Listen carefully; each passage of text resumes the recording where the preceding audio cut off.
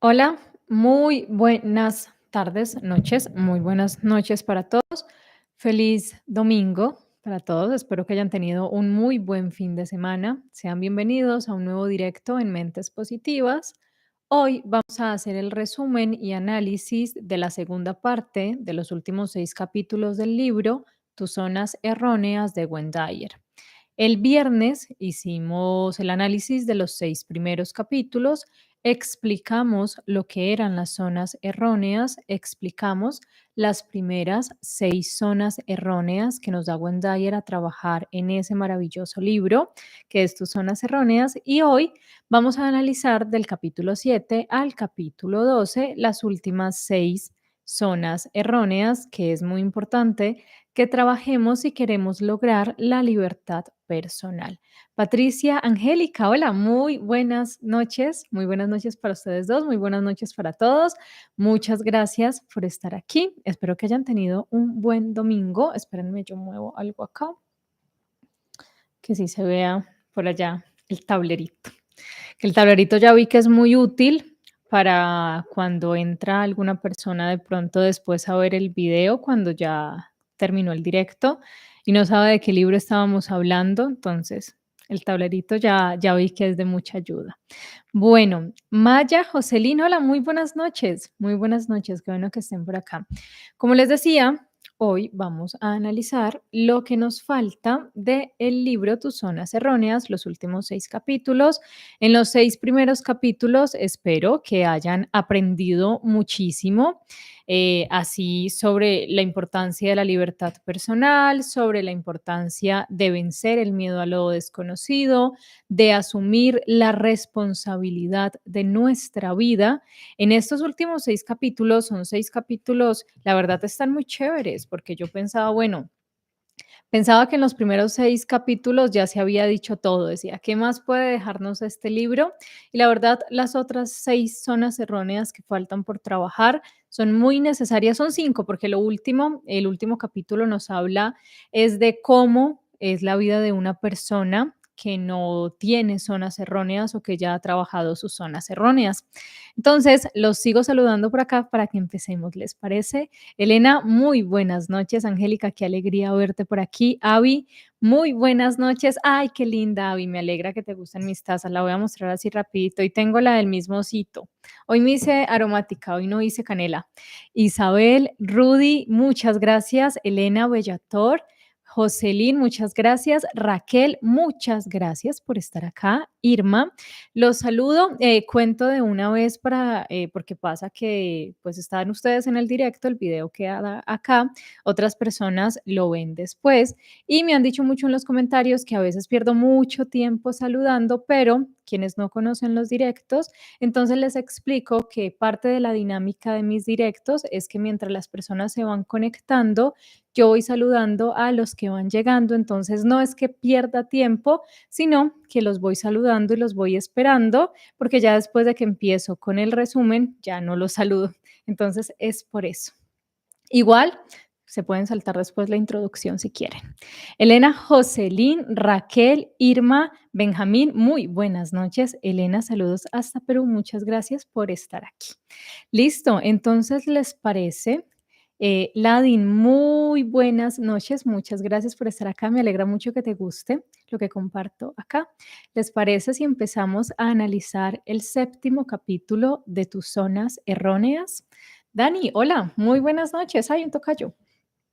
El capítulo 7 se llama Rompiendo las barreras de los convencionalismos. Nos dice que el mundo está lleno de cosas que debemos de hacer, de normas absurdas que nos impone la sociedad y nos han impuesto desde nuestro hogar. Cuando te descubras haciendo cosas desagradables y que no son productivas debidas a algún debe, quiere decir que has renunciado a tu libertad de elección y estás permitiendo que te controle alguna fuerza exterior. Regimos nuestra vida y las decisiones que tomamos por los debes, las cosas que debemos hacer, lo que se nos impone. Pero es importante, si quieres liberarte de lo que te impide ser feliz, que empieces a asumir el control de las cosas que te suceden. Con esto también aprendes a no responsabilizar a los demás por tu estado emocional o por las circunstancias en las que vive. Este capítulo, cuando nos habla de las barreras de los convencionalismos, nos dice que la mayoría de nosotros vivimos nuestra vida de acuerdo a las reglas que se nos han enseñado desde pequeños. Las reglas que en casa nos dijeron, ya lo hemos tocado en otros directos, siempre este tema sale a flote y es muy importante tocarlo.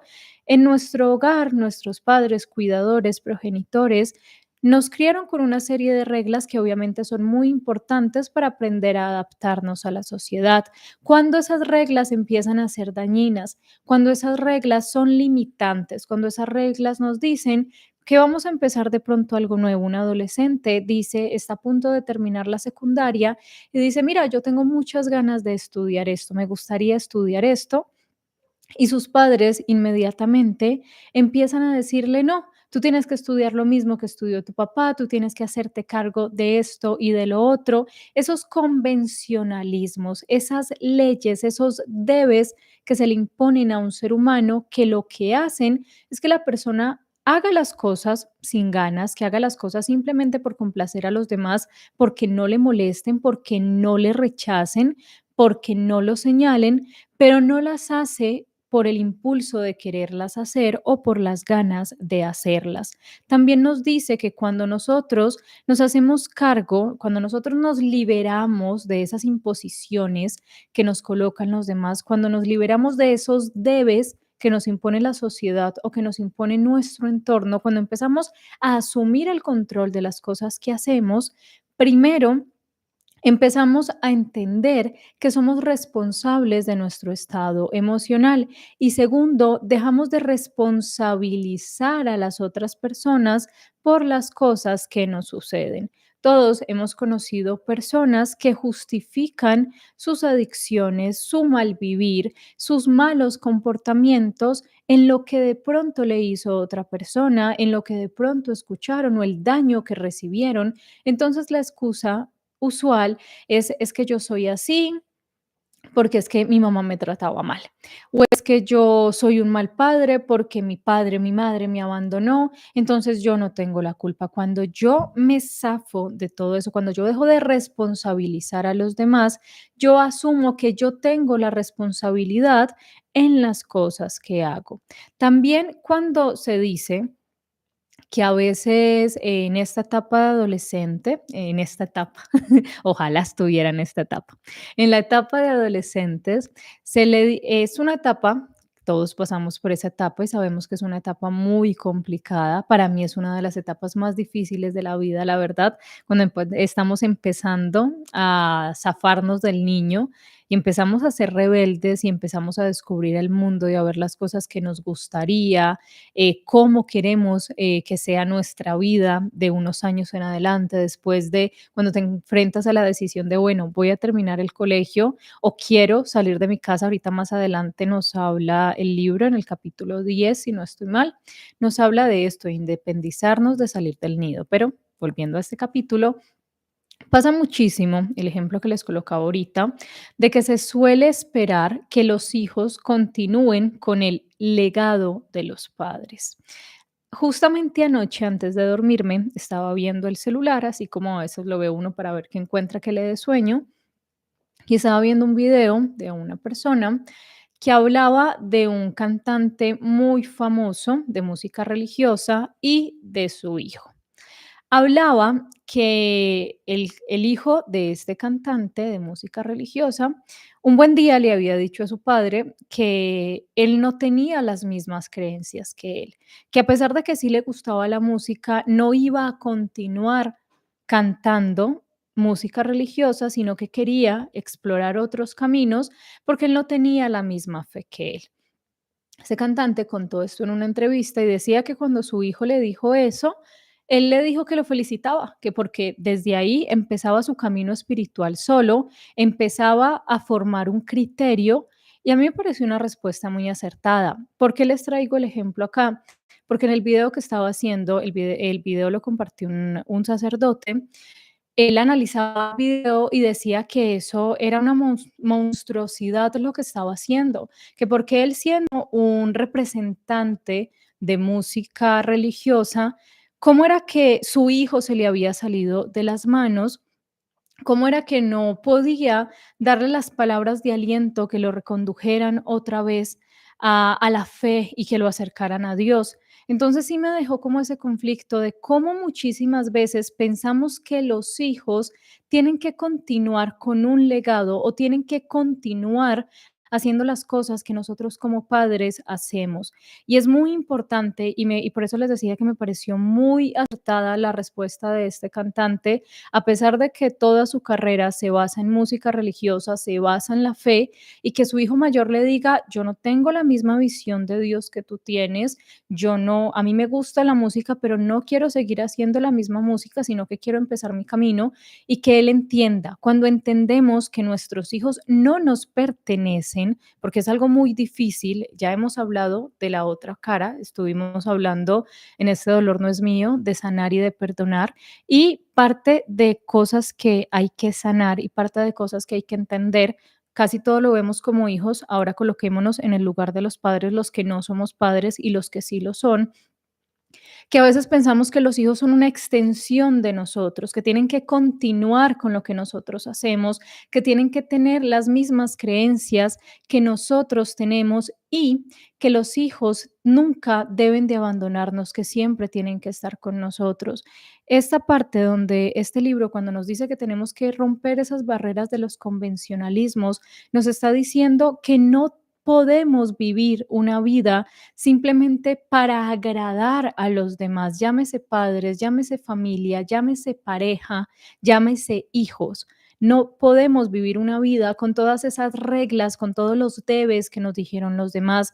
Debes de hacer esto, como eres el único hombre de la familia, debes de hacer aquello, como eres mujer, debes de casarte antes de esta edad. Si ya te casaste, tienes que tener un hijo y después de que tuviste un hijo, tienes que tener el otro y después si tus hijos quieren de pronto estudiar algo diferente a lo que estudiaste tú, entonces no lo puedes hacer. Todos esos debes, lo único que hacen es que limitan a las personas, amargan la vida de las personas. Entonces a veces nos encontramos diciendo, no, es que este muchacho de 16, 17 años, 15 años es muy rebelde, pero detrás de esa rebeldía hay algo. Y la mayoría de las veces en terapia, siempre es muy común encontrar que después de que tú te sientas a hablar con un niño rebelde y te sientas a hablar con el padre, te das cuenta que detrás de esa rebeldía hay traumas, hay dolor y hay un adolescente que no es escuchado, que simplemente su padre lo quiso formar como cuando tenemos arcilla y queremos hacerla a nuestra imagen y semejanza y a nuestro gusto,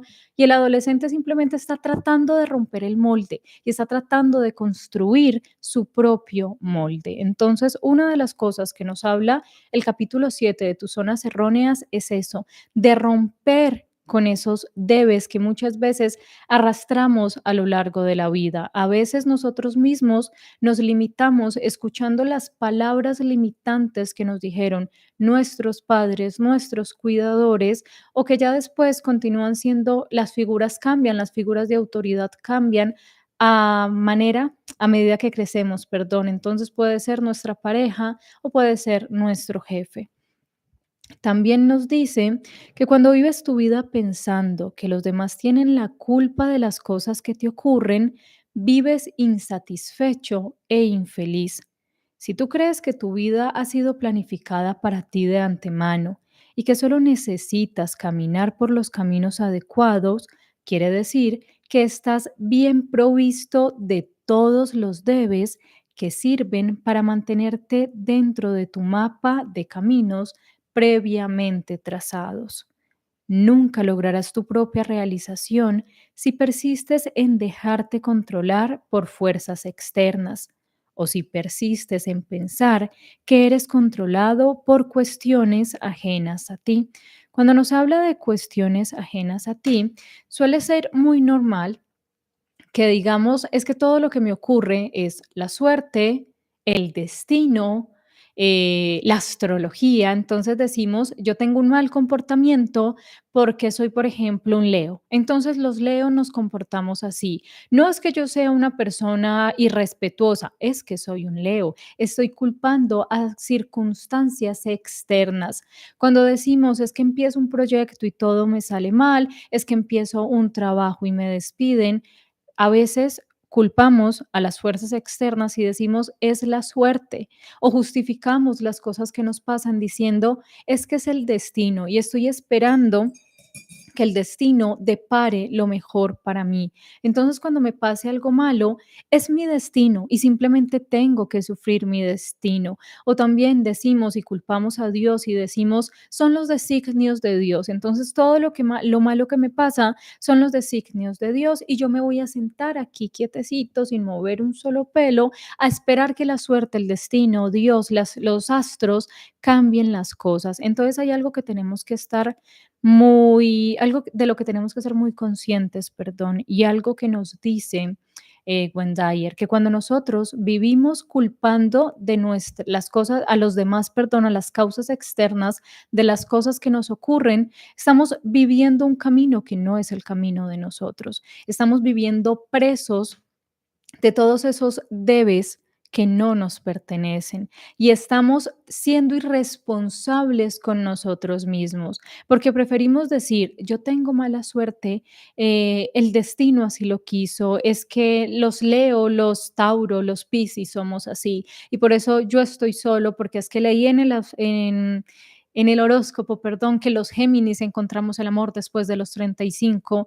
Ahí lo que estás haciendo es que estás siendo una marioneta de las circunstancias y no estás asumiendo la responsabilidad que tienes por vivir tu propia vida. En este capítulo, por ejemplo, Samor, hola, muy buenas noches. Dyer nos colocaba el ejemplo de una paciente que había llegado a su terapia, una paciente que tenía una obesidad que ya le estaba causando muchísimos problemas de salud. Cuando él empezó a indagar detrás de lo que había en la obesidad, se dio cuenta que ella había estado en muchísimos programas, muchísimas dietas. Estaba en un programa que decía que se llamaba, no recuerdo, creo que era Peso Saludable, algo así, era como un programa que trataba casos así, y aún así la persona no lograba bajar de peso. Cuando habló con ella, cuando empezó la terapia con ella lo primero que hizo fue decirle, claro, yo ya identifiqué ¿por qué tengo tanto peso en mí? ¿Por qué no puedo bajar de peso? ¿Por qué la obesidad? Es culpa de mi madre. Es que cuando yo era pequeña, mi madre me decía que comiera muchísimo más porque si no iba a ser una niña chiquita y raquítica. Entonces, Dyer le decía, no, no es culpa de tu madre, porque tu madre murió hace muchos años, tú no vives con tu madre, entonces, ¿por qué sigues culpando a tu madre? No, es que la culpa también la tienen mis hijos y mi esposo, porque mi esposo no me escucha, entonces la única forma que yo tengo de sentirme bien es comiendo. Mis hijos no me hacen caso, no me aman, no me respetan, entonces la comida es lo único que yo tengo. Entonces, Wanda ayer contaba que él identificaba que, claro, habían muchos traumas y muchas cosas que había por sanar en esa paciente, pero que como la causa por lo que había ido a terapia era su obesidad y encontrar lo que había detrás de la obesidad, encontró que ella tenía este patrón de culpar a los demás por las cosas que ella hacía. Cuando empezó a trabajar en ella, eso, cuando empezó a explicarle, cuando empezó a ayudarle y a darle las herramientas para que ella cambiara esta forma de pensar, de creer que es que ella comía mucho porque su madre se lo enseñó, que era que su esposo y sus hijos no la querían, descubrió que de verdad sus hijos la amaban muchísimo, solo que ella los alejaba con los comportamientos que tenía. Entonces, cuando se dio cuenta que en realidad estaba culpando a los demás y que la única responsable de su aumento de peso y de sus problemas de salud era ella, que no se comprometía a cuidarse, que cuando tenía el impulso de comer y de comer descontroladamente, no se colocaba a hacer otra actividad y no invertía su tiempo libre en actividades que le hicieran bien, pues nunca iba a bajar de peso y iba a seguir iba a seguir enfermando y tarde o temprano esa obesidad iba a terminar con su vida. Entonces, ese ejemplo del libro nos recuerda y nos hace también hacer el trabajo que tanto les digo de introspección, pensar qué tanto utilizo este lenguaje de culpar a los demás por las cosas que me ocurren.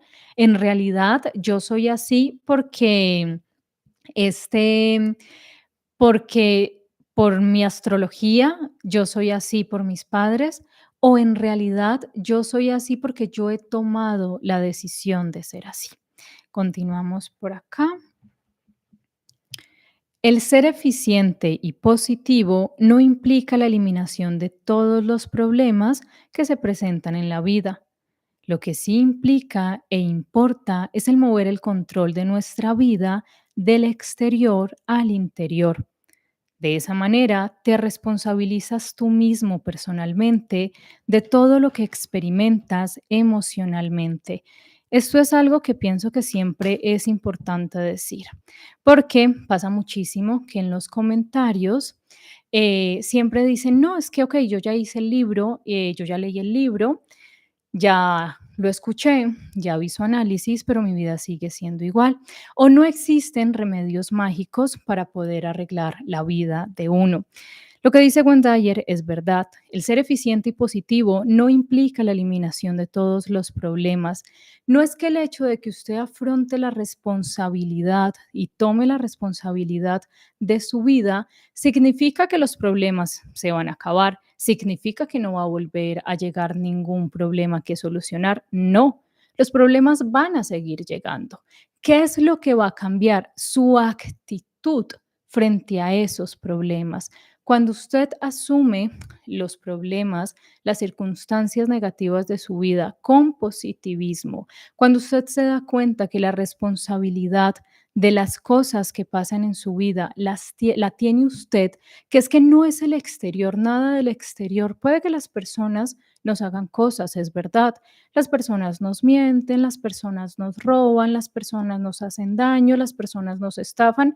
Eso va a seguir ocurriendo por más positivo que uno sea, pero cuando yo tengo el control sobre mi vida, sobre mis emociones, cuando yo decido cómo sentirme y cómo reaccionar frente a esa circunstancia adversa, ya no me voy a desmoronar, voy a dejar de buscar culpables y voy a empezar a buscar soluciones. Continúo por aquí, les voy a leer algunas estrategias que nos comparte Gwen Dyer para eliminar esos debería, para eliminar esta tendencia a culpar a los demás de las cosas que nos ocurren. A ver, la primera es, empieza echando una ojeada indagatoria y profunda a tu comportamiento. Estudia los dividendos neuróticos de los que hablamos anteriormente, lo de culpar a los demás, culpar las causas exteriores, el destino, Dios, los astros. Entonces, pregúntate a ti mismo, ¿por qué te estás cargando con tantos deberías? Pregúntate a ti mismo si realmente crees en ellos o si simplemente te has acostumbrado a comportarte de esa manera. Lo que tanto nos dicen tantos libros y que siempre va a ser importante hacer, el trabajo de introspección, mirar dentro de mí, empezar a ver qué tanta responsabilidad tengo por la vida que estoy viviendo. Si me paso la vida diciendo, es que todo es mentiras, es que lo que me está ocurriendo no es mi culpa, es que la vida así lo quiere, Dios así lo quiere. Es que cuando veo algo diferente a lo que yo pienso, eso es mentiras. Bueno, mire hacia adentro, no mire hacia afuera, no culpe a los demás, no le diga a los demás, es que usted está equivocado porque es que no hay ningún libro que me diga a mí cómo cambiar mi vida es así porque Dios así lo quiere. ¿No será que usted no se hace responsable de su vida y le sale más cómodo y le sale, no sé, se acomoda más a la vida miserable que tal vez está viviendo, culpar al exterior, culpar a los demás?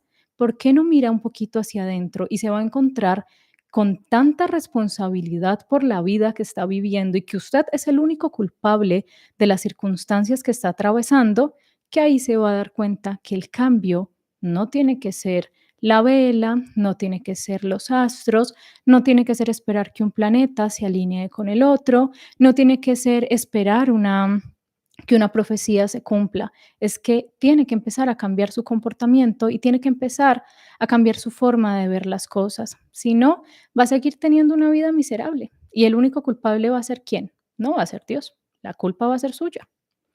Lo segundo es, haz un diario externo, interno. Anota tus referencias externas en las que confieres a otros la responsabilidad de lo que tú estás sintiendo. Comprueba si puedes trasladarte al lado interno con algunos actos de valor. Apunta cuidadosamente tus logros y esfuerzos de traslado al lado interior. A veces se nos olvida, a veces hacemos todo el ejercicio, pero lo que nosotros no practicamos simplemente pasa de largo. Entonces, el diario, así como les he dicho que es bueno tener un diario de sueños, un diario de metas, también es bueno para este tipo de trabajos tener un diario. Decir, bueno, yo responsabilizo, por ejemplo, no sé, a una expareja de por qué me comporto así. Entonces empiezo a notar y empiezo a mirar qué tanta responsabilidad tengo. Hago 2 columnas. En una columna coloco a la pareja a la que estoy culpando por mi comportamiento y en otra columna coloco qué tanta responsabilidad tengo yo y empiezo a hacer las comparaciones. Ahí empiezo a mirar hacia adentro y empiezo a decir, bueno, después de todo sí tengo la culpa, después de todo sí tengo responsabilidad por las cosas que ocurren en mi vida. Entonces, lo primero para empezar los cambios es la aceptación, aceptar que hay algo, que tenemos una cuota de culpa en las cosas que nos suceden.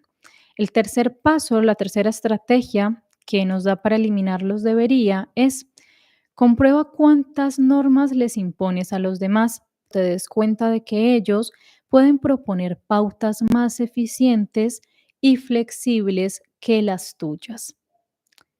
Cuarto, piensa en las decisiones como en actos que provocarán diferentes resultados, en vez de actos que están bien o están mal. Al tomar decisiones, elimina la noción del bien y del mal y di que cualquiera está bien, solo que cada una traerá distintas consecuencias. Confía en ti mismo al tomar una decisión en vez de buscar un apoyo externo que te ofrezca alguna garantía. Complácete a ti mismo en vez de acatar normas externas. En el primer análisis, en la primera parte que hicimos analizando este libro, nos hablaba de la importancia de aprender a tomar decisiones nosotros mismos, de identificar cuando teníamos tan arraigado en nosotros el deseo de aprobación, de ser aprobados por los demás. El otro paso es este. Rechaza los roles que tú y otros están asumiendo en tu vida. Sé lo que quieres ser, sea lo que sea, en vez de lo que crees que se espera de ti, porque eres hombre, mujer, un ser maduro o lo que sea. A veces vivimos una vida que ni siquiera es la nuestra. Y suena raro, ¿no? No me acuerdo en qué libro lo estaba leyendo. Cuando me acuerde, se los recomiendo. Es un libro muy bonito, la verdad, que nos habla de que llega un momento en la vida, ahí hablaba que era un momento después de los 40 años, cuando nos enfrentábamos a que ya estábamos envejeciendo y nos mirábamos al espejo y decíamos, Dios mío, no estoy viviendo mi vida, estoy viviendo la vida que mi esposa quiso, estoy viviendo la vida que mis padres quisieron, pero en realidad yo quería hacer otra cosa. Entonces, soltarnos de esos convencionalismos, soltarnos de esos roles de estar viviendo la vida que de pronto otra persona quiso que hiciéramos, nos lleva a mirarnos al espejo, a mirarnos al espejo interno de decir, bueno, estoy haciendo lo que quiero hacer o estoy haciendo lo que me dijeron que debería hacer. Estoy dejando de hacer las cosas porque me dicen que a esta edad ya no puedo hacerlo, que es que llevo, no sé, 20 años casado y me quiero separar, pero ¿qué van a pensar los demás? ¿Sigo acá por compromiso? Quiero empezar un nuevo proyecto laboral, tengo las capacidades y me quiero salir de este trabajo, pero todo el mundo me va a decir, ¿cómo vas a abandonar un trabajo tan bueno? Eso es otra tarea que nos deja Gwen Dyer. Y la última estrategia, deja de esperar que cambien los demás. Pregúntate a ti mismo por qué han de cambiar simplemente porque a ti te gustaría que así fuera. Reconoce que todas las personas tienen derecho a ser lo que escogen ser, incluso si te irritan siendo así. Ya hemos leído y hemos hablado muchísimo sobre este tema cuando justificamos nuestros comportamientos diciendo que nosotros no tenemos nada que cambiar, que el problema está en los demás, que es que si las personas fueran más nobles, que es que si las personas supieran hablar mejor, si fueran más inteligentes, si fueran más bondadosas, todo sería diferente. Todo cambio que tú quieras ver reflejado en el exterior tiene obligatoriamente, aunque no te guste, que empezar en ti. Tiene que empezar en ti. Entonces, también la invitación que nos hace Dyer es a mirar qué tan enfocados estamos esperando que las demás personas cambien, qué tan enfocados estamos esperando que el mundo sea diferente y nosotros nos seguimos comportando igual con la excusa de es que los demás tienen que cambiar. Recuerden muchísimo eso que es muy importante.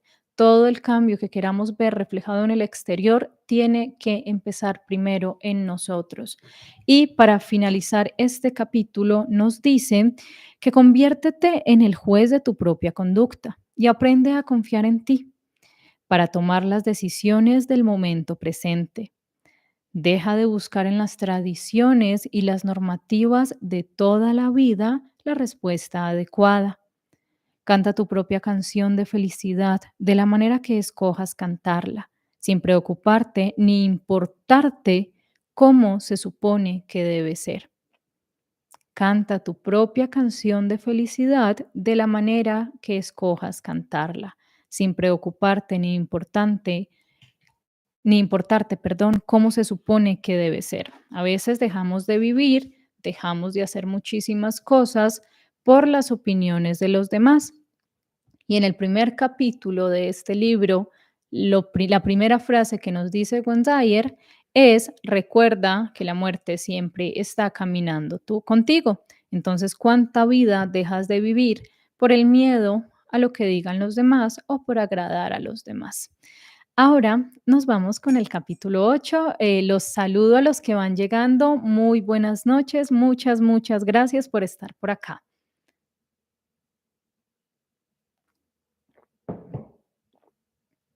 Bueno. Capítulo 8 se llama La trampa de la justicia. Este capítulo, sí, este capítulo es chévere. Este capítulo es chévere porque en los libros siempre leemos que lo ideal sería que viviésemos en un mundo justo. Lo ideal sería que la vida fuera justa, que todos los seres humanos fuéramos justos. Pero en este capítulo, Dyer nos ayuda a enfrentarnos a esa cruda realidad que no queremos mirar y que a veces miramos para otro lado y decimos, no, no puede ser, me niego a creer que sea así. Nunca va a haber justicia, nunca va a haber justicia y les voy a leer lo que nos dice Dyer acerca. En este capítulo, Dyer nos ayuda a enfrentarnos a la cruda realidad de que nunca habrá justicia tal y como la conocemos. Esta nunca ha existido y nunca existirá en este mundo. Cuando nos dice de que nunca ha existido y nunca existirá la justicia tal y como, y como la conocemos nosotros, nos habla de que en la naturaleza, el mundo es injusto. ¿Por qué? Queremos una justicia donde diga, yo no le voy a, no, nadie debería hacerse daño, pero nos horrorizamos cuando vemos los animales en su estado salvaje devorándose otro para poder sobrevivir. Y entonces vemos al otro animalito y decimos, es súper indefenso, pero este, ¿por qué se lo tiene que comer? O vemos una flor divina y vemos al animalito indefenso devorándose esa flor. Entonces, de ese es el tipo de justicia que nos habla Dyer, que es como nosotros los seres humanos la concebimos. El mundo y la gente son injustos todos los días. Tú puedes escoger ser feliz o desgraciado, pero esta lección nada tiene que ver con la falta de justicia que veas a tu alrededor. Muchas veces queremos justicia y usamos su carencia como justificación para nuestra infelicidad. La exigencia de justicia no es un comportamiento neurótico. Solo se convierte en una zona errónea cuando te castigas a ti mismo con una emoción negativa al no poder ver la justicia que eliges. Nuestra cultura promete justicia. Los políticos llenan sus discursos de esta promesa, pero la realidad es muy diferente. En la práctica, vemos cómo los adinerados se salen con la suya, mientras que los pobres reciben la peor parte de la ley. La sed de justicia puede llegar a infiltrarse en tus relaciones personales y evitar que te comuniques eficientemente con las demás personas. Cuando dice que la sed de justicia puede llegar a infiltrarse en nuestras relaciones, nos habla que es muy común ver parejas discutiendo porque lo que uno considera justo, el otro lo considera injusto. Entonces, claro, todos tenemos unos límites personales, pero lo que nos dice Dyer es que obviamente hay que hacer respetar esos límites personales, pero cuando se vuelve obsesivo para ti, que todo el mundo vea las cosas desde tu lupa de justicia, desde tu punto de vista, allí es una zona errónea, es una zona que hay que trabajar y que hay que mejorar cuando tú quieres que todo el mundo vea las cosas de la misma manera que la ves tú, bajo ese mismo concepto de justicia. Entonces, si para ti es injusto, por ejemplo, que una persona no le guste un detalle que tú tuviste con ella y tú dices, bueno, no me parece bien, me parece muy injusto que no recibas y que no agradezcas lo que estoy haciendo, es tu concepto de justicia. La otra persona puede tener un concepto diferente de, bueno, no creo que a nadie le parezca injusto decir que algo no me gusta y que algo no me parece bien. Cuando a ti te molesta, cuando a ti te hace infeliz eso, es una zona errónea que hay que trabajar porque a la larga, perdón, lo que va a hacer es que te va a hacer perder el control de tu vida y de eso tratan las zonas erróneas, de identificarlas, de conocerlas. También nos dice que el concepto de justicia es un concepto extenso, una manera de evitar el hacerte cargo de tu propia vida. En vez de pensar en que las cosas son injustas, puedes decidir lo que realmente quieres y ponerte a buscar los modos para lograrlo, independientemente de lo que el resto del mundo quiere o hace. Si te enfocas en ti mismo en vez de compararte con los demás, te darás cuenta que no vale la pena molestarte por la falta de equidad y justicia. Este es el punto más importante de este capítulo y de todo el libro y de todos los libros de autoayuda. Enfocarse en uno mismo, enfocarse en sí mismo en vez de compararse con los demás. De esa manera uno se da cuenta que no vale la pena molestarse por la falta de equidad y de justicia. También nos habla de los celos. Si los celos interfieren en tu vida y te producen una inmovilidad emocional, lo que debes hacer es proponerte como meta eliminar este tipo de pensamiento inútil y perjudicial. Los celos son una manera de exigirle a alguien que te quiera de cierto modo específico y tú dices no es justo cuando no lo hacen. Y a continuación les comparto algunas estrategias para renunciar a la sana demanda de justicia. Les recomiendo muchísimo este capítulo, es muy interesante, la verdad. Les recomiendo que si han leído el libro, relean este capítulo, es el capítulo 8 de La trampa de la justicia. Y si no lo han leído, los invito a que lo hagan. Es un libro maravilloso y nos ayuda a entender muchísimo mejor la justicia, la verdad, y el concepto que tenemos de justicia. Les voy a leer las estrategias para renunciar a la sana demanda de justicia y un escrito que nos deja por acá de un libro de Carlos Castañeda, que es muy interesante, la verdad. La primera es, confecciona una lista de todo lo que en tu mundo te parece injusto. Usa tu lista como guía para una acción personal eficiente. Hazte a ti mismo esta pregunta importante. ¿Desaparecerán las desigualdades porque a mí me perturban? Obviamente que no. Atacar el pensamiento erróneo que te produce el malestar es una buena manera de empezar a huir de la trampa de la justicia. Segundo, cuando te descubres a ti mismo diciendo, ¿acaso te haría yo eso a ti? O cualquiera de las frases de ese tipo, cámbiala. Tú eres distinto a mí, aunque yo encuentro difícil aceptarlo ahora mismo. Esto logrará abrir en vez de cerrar la comunicación entre tú y la otra persona. Tercero, empieza a pensar que tu vida emocional es algo que está fuera y es independiente de lo que haga cualquier otra persona. Esto te librará del dolor que sientes cuando la gente se comporta de una manera distinta a la que tú quisieras. Y cuarto, trata de mirar con perspectiva las decisiones que tomas y no como hechos monumentales que cambiarán tu vida.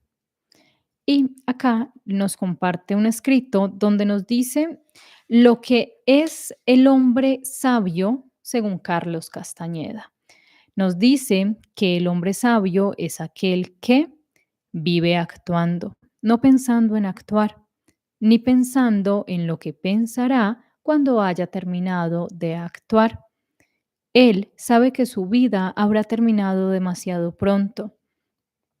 Él sabe, porque él ve, que nada es más importante que ninguna otra cosa.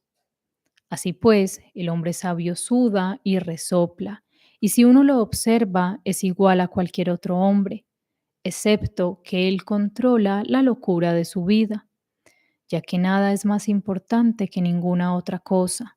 El hombre sabio, el hombre de conocimiento, escoge cualquier acto y actúa como si le importara. El control que tiene sobre su locura le impulsa a decir que su actuación importa y hace que actúe como si importara. Y sin embargo, sabe que no es así. De modo que cuando cumple con sus actos, se retira en paz. Y el hecho de que sus actos hayan sido buenos o malos, hayan resultado o no, no es cosa que le preocupe. Cuando somos sabios, no hacemos las cosas esperando recibir una retribución, no hacemos las cosas esperando un gran cambio, sino que las hacemos de la mejor manera posible para nosotros, las hacemos en paz y las hacemos con la tranquilidad de que no le hicimos daño a ninguna otra persona. Ahora nos vamos para el capítulo 9. Valeria, Alejandro, Uri, Pat, Areli, Maribel, muchas gracias por estar acá. Muchas gracias por estar acá. Muy buenas noches a ustedes y a todos, a los que han llegado. Muchas gracias por estar acá. Permítanme, tomo agüita. Bueno, aromático.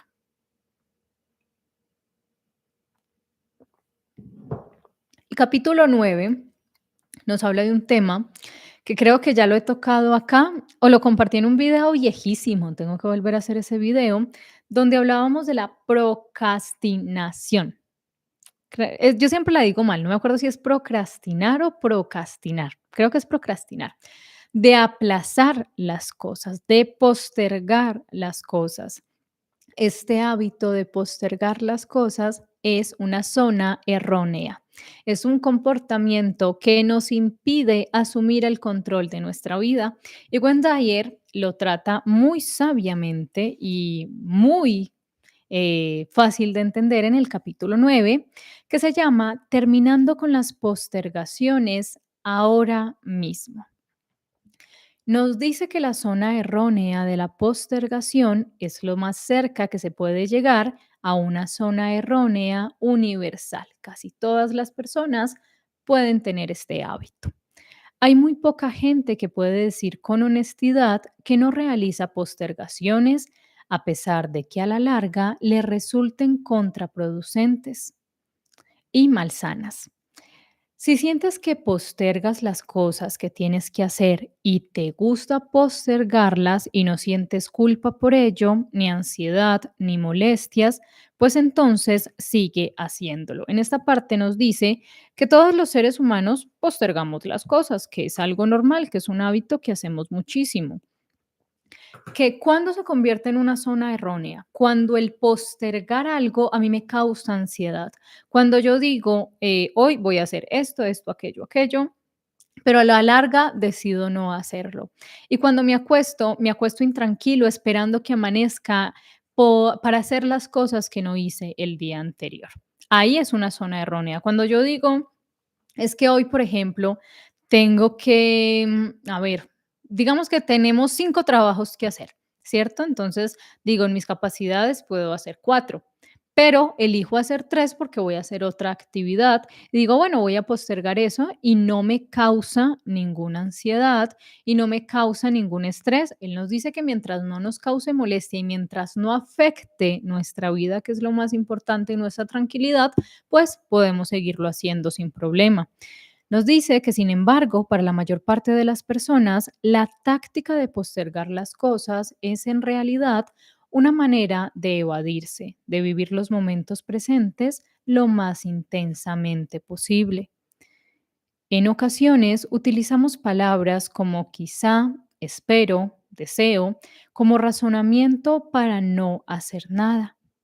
Pero los deseos y esperanzas no son más que una pérdida de tiempo. Nunca nadie ha logrado nada sin realizar una acción. Esto es muy, muy, muy importante. Esta parte, este párrafo, es muy importante que lo analicemos y lo vamos a analizar un poquito desde la ley de la atracción y desde la metafísica. Entonces se los voy a releer. En ocasiones utilizamos palabras como quizá, espero, deseo como razonamiento para no hacer nada. Pero los deseos y esperanzas no son más que una pérdida de tiempo. Nunca nadie ha logrado nada sin antes realizar una acción. Pasa muchísimo, yo hace rato no les comparto libros de metafísica, en mi canal de respaldo están todos, los que llevan tiempo acá saben que antes compartía muchísimos libros de metafísica, a veces hablamos de metafísica, hablamos del poder de la mente subconsciente, hablamos de la ley de la atracción. Pasa muchísimo con la ley de la atracción. Hablemos del libro más conocido, pues así reciente de la ley de la atracción, que es El secreto de Rhonda Byrne, que es uno de los más conocidos y más fáciles de entender cuando no dominamos muchísimo pues el tema, que es que las personas piensan y uno ve, y yo siempre les digo a ustedes que pues los comentarios son, digamos, ¿cómo se dice? Son como una zona de discusión, una zona donde tú encuentras temas para hablar, para analizar y también para comprender las cosas que compartes o las cosas de las que estás hablando. Entonces, en los libros, pasa muchísimo con la metafísica, con los libros de la ley de la atracción, que las personas piensan que es solo desear. O sea, yo solo tengo que desear y el universo lo va a traer a mí. Es que hay una ley que dice que esto, que lo otro, y que yo simplemente tengo que desear y sentarme a esperar. Tal como lo dice Gwen Dyer, y comparto muchísimo ese pensamiento porque todas las personas o sea, si en algún momento hemos logrado algo en la vida, sabemos que nos hemos tenido que mover, que hay que decir, listo, es que yo deseo esto, yo anhelo este cambio de vida, pero me tengo que mover, tengo que empezar a hacer cambios en mí. Nadie que haya logrado algo importante lo ha logrado haciendo nada. Entonces uno conoce muchísimas personas que simplemente se justifican, acá como nos lo decía en el capítulo 7 Dyer, con decir, es que yo tengo mala suerte y viven una vida miserable en todo el sentido de la palabra porque no son felices con ellos mismos, simplemente viven culpando a los demás y dicen es que yo deseo vivir en una casa más grande, yo desearía poder viajar 2 veces al año a conocer lugares nuevos, a mí me encantaría tener una pareja que me amara y tener un hogar y tener unos hijos. Y tú preguntas, bueno, ¿qué estás haciendo para lograr eso? No, pues estoy esperando porque mire, por ejemplo, ella no es una mujer muy bonita y se casó con un hombre de mucho dinero y muy bonito. O por ejemplo, él no es muy inteligente y tiene un trabajo donde gana mucho. Y uno dice, bueno, ahorita en un capítulo más adelante vamos a hablar de eso, de cuando juzgamos muchísimo a los demás y cuando pensamos que tenemos la razón sobre todo, pero hay que moverse. Los cambios que queremos ver materializados en nuestra vida requieren acción. Si simplemente nos quedamos quejándonos, nos lo dice la ley de la atracción, que vamos a traer más razones para quejarnos. Pero si nosotros deseamos algo, deseamos una vida mejor, deseamos un cambio, tenemos que movernos. No es simplemente el deseo, no es simplemente encender las velas, no es simplemente hacer las afirmaciones a la primera hora de la mañana y al final del día, no es colocarse ropa blanca, no es hacerse el baño con ramas, no, no es cargar la piedrita, no, esos son simplemente ayudas, pero lo principal, lo que va a hacer que las circunstancias en tu vida cambien es la acción. Desear algo simplemente digamos que es el inicio del camino. Deseo algo. Con el deseo empiezo a construir un camino. Entonces yo deseo esto. Bueno, tengo que empezar a moverme. ¿Cómo lo voy a conseguir? ¿Qué voy a hacer para llegar allá? ¿Quiero un cambio de vida? ¿Quiero vivir en otro país? Bueno, ¿qué voy a empezar a hacer? Voy a empezar a aprenderme el idioma de ese país, voy a empezar a conocer más sobre la cultura de ese país, voy a empezar a estudiar y a capacitarme para poder empezar una vida próspera en ese país y así con exactamente todas las cosas. Hay que moverse. Nada en la vida va a llegar solo con el deseo y solo con el pensamiento. Los pensamientos son súper poderosos y pueden atraer a nuestra vida cosas buenas como tanto cosas malas, pero la acción es lo más importante. Nos dice un recordatorio que es, tú puedes hacer lo que te propongas. Tú eres fuerte y eres capaz. No eres frágil ni quebradizo. Al postergar para un momento futuro lo que quisieras hacer ahora, te entregas al escapismo, a la autoduda y lo que es peor aún, al autoengaño. Tu hábito de postergar las cosas te impide ser fuerte en el momento actual, en tu ahora, y te impulsa a la dirección de la esperanza de que las cosas mejorarán en el futuro.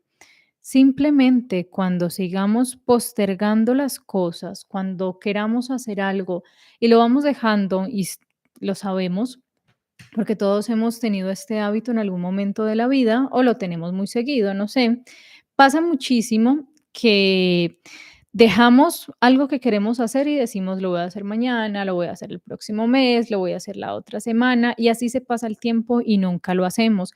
Entonces, cuando nosotros empezamos a llenar, digamos que tenemos una bolsita imaginaria donde guardamos todas las cosas que postergamos, todas las cosas que dijimos que íbamos a hacer en algún momento y nunca hicimos, nos llenamos de excusas y nunca las hicimos, ¿qué va a pasar? Nos vamos a frustrar. Porque en nuestra mente nos vamos a decir, es que yo no soy capaz de hacer nada, es que yo no puedo hacer nada porque dije que iba a hacer esto y no lo hice, dije que quería hacer esto y no fui capaz. Entonces, por eso es tan importante este recordatorio, recordar que nosotros podemos hacer lo que nos propongamos, que somos fuertes y somos capaces, que lo que necesitamos es la voluntad de quererlo hacer, que así sea en pequeños pasos.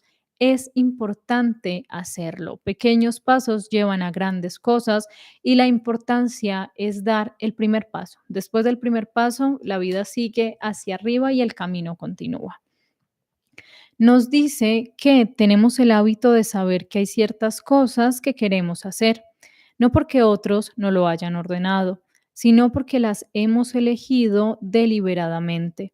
Sin embargo, muchas de ellas se quedan sin hacer, a pesar de lo mucho que te digas a ti mismo que las harás. Decidirte a hacer algo en el futuro, algo que podrías hacer ahora, es un sustituto muy aceptable del hecho de hacerlo realmente y te permite engañarte a ti mismo, no enfrentándote con el hecho de que en realidad esta es una componenda y que no estás haciendo lo que te propusiste hacer. Aquí nos comparte un escrito de Emerson que habla sobre esto, sobre este hábito de postergar las cosas que queremos hacer. Se los voy a leer así textual del libro. Permítanme que es que se me seca mucho la garganta.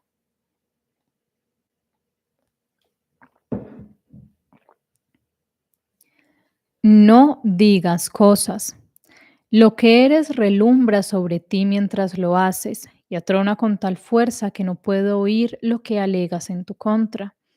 A veces, en este ejemplo, antes de esta frase, Cuando nos habla de que nos definimos muchísimas veces por las cosas que vamos a hacer o por las cosas que dejamos de hacer, estamos vendiendo una imagen equívoca de nosotros. Se la estamos vendiendo a los demás y nos la estamos vendiendo a nosotros mismos. Entonces, no nos definamos tanto por las cosas que dejamos de hacer, que pudimos hacer o que vamos a hacer. Definámonos por lo que estamos haciendo en este momento.